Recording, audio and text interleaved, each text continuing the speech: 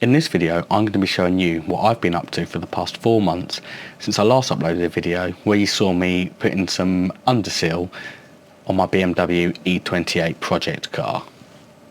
Welcome to Cable Tyres Fix Everything.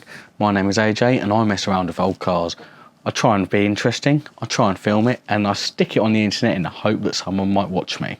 So my last video was actually uploaded on the 3rd of July 2019. At the time of filming and editing this, it's the 5th of December 2019. That's 5 months. So, what have I been doing with my time? I guess the first thing I did was return to biking. At the end of July, I bought this, my 1996 GSXR 750 S-Rad.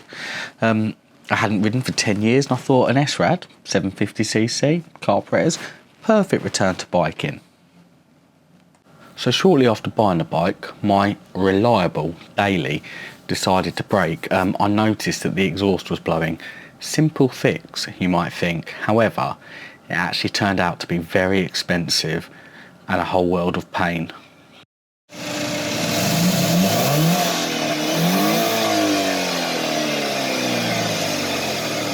So the BMW M43 engine has 2 cats on the manifold. As you can see in that video, that it was blowing from the flexi. I removed that, and as you can see here, what revealed is that one of my cats had completely disintegrated. I started off by buying a new pattern Mani cat, and I would have been better off spending 250 quid investing in chocolate teapots. It really wasn't worth its weight and scrap. I tried fitting it, and there was just no way that it was ever going to fit. Luckily, I managed to find a pre-owned Mani cat on eBay. However, attempting to fit the pattern part resulted in much fun of stripped threads and tap and die sets. Now, although I had the bike, it wasn't entirely practical. Having 2 children, they don't fit on a bike. So what I needed was some kind of runabout. Now, I am very fortunate in that I've got something, a little ace up my sleeve, and it's called John. Now, John is a legend, because John sells you a 2001 206 1.1. Okay, so it might have been missing second gear, but it was £100. And not only that, it saved me. It meant I could pick up my kids, it meant I could move parts about, and it meant I get to park it in a line of really nice BMWs at the main dealer when I need to pick up parts. But you know, the thing that I really liked about this car is how much it really cost me. You see, I give £100 for it, and then after about a month and a half, it was time for it to go. So I sold it to a scrapyard for £98. That's £2 for a month and a half worth of motoring. Now that, I would say, is true bangonomics. So after some mucking about with various sensors and having to check things on the laptop, it was finally time on the 25th of October to go and get myself an MOT. The car passed, and after that it was time to tidy out the garage and move on. I now had again a reliable daily driver. Actually, that's not quite true, because about a week after it was MOT'd and back on the road, one of the injectors failed, causing the car to not run at all. Minor stumbling block, minor expensive stumbling block, but it was all fixed and the car has been running fine since. So by this point, we're in November, and I've managed to convince myself that driving a modern car is just as painful as driving an old car, and I've got a Saxo tucked away.